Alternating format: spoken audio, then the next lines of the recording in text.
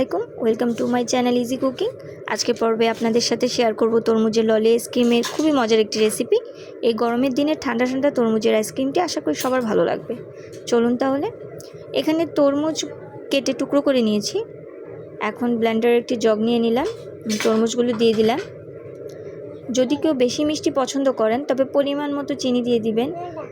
আসলে তরমুজের উপর ডিপেন্ড করে, তরমুজ যদি হালকা মিষ্টি হয় তাহলে মিষ্টির প্রয়োজন, আর যদি মিষ্টি ভালোই থাকে তাহলে আলাদা চিনি দিতে হবে না। এখন ব্লেন্ড করে নিব। হয়ে গেছে দেখুন। এবার ছাঁকনিতে করে ছেঁকে নিব।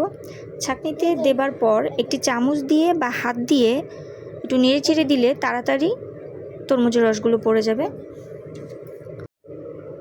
এখন একটু মিক্স করে নিব। পাতিলটি চুলায় বসিয়ে দিব, চুলাটা অন করে দিলাম। একটু গরম হলে 1 চা চামচ কর্নফ্লাওয়ার দিয়ে দিব। এখন অনবরত নাড়তে হবে যাতে দলা পেকে না যায়।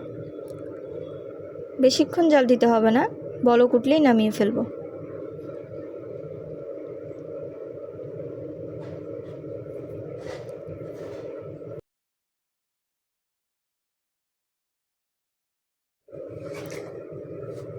বলক উঠে গেছে, দেখতেই পাচ্ছেন।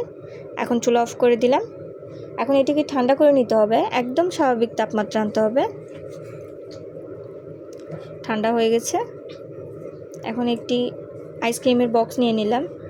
আপনারা চাইলে আপনাদের পছন্দ মতো আইসক্রিমের সাজ ব্যবহার করতে পারেন। এবার আমি এই বক্সটিতে আইসক্রিমের মিশ্রণটি দিয়ে দিচ্ছি। একে একে সবগুলোর মধ্যে আইসক্রিমের মিশ্রণটা দিয়ে দিলাম।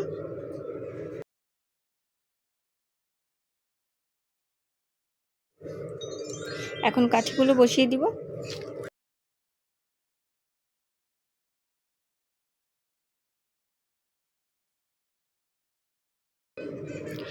এখন 12 ঘন্টার জন্য ফ্রিজে রেখে দিব।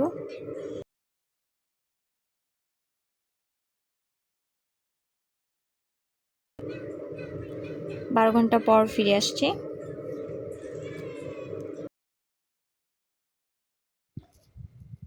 ফিরে আসলাম 12 ঘন্টা পর।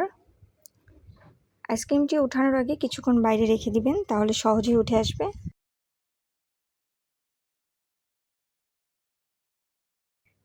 এখন সবগুলো উঠিয়ে পরিবেশন করে নিচ্ছি।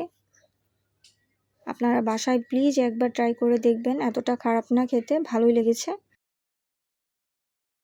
বাইরের আইসক্রিমের চেয়ে বাসায় তৈরি করাটা স্বাস্থ্যসম্মত, আর বাচ্চারা তো খুবই পছন্দ করবে। আমার এই তরমুজের রেসিপিটি কেমন লেগেছে প্লিজ কমেন্ট করে জানাবেন, আর ভালো লাগলে লাইক, শেয়ার ও সাবস্ক্রাইব করে দিবেন। সবাই ভালো থাকবেন, সুস্থ থাকবেন। আল্লাহ হাফেজ।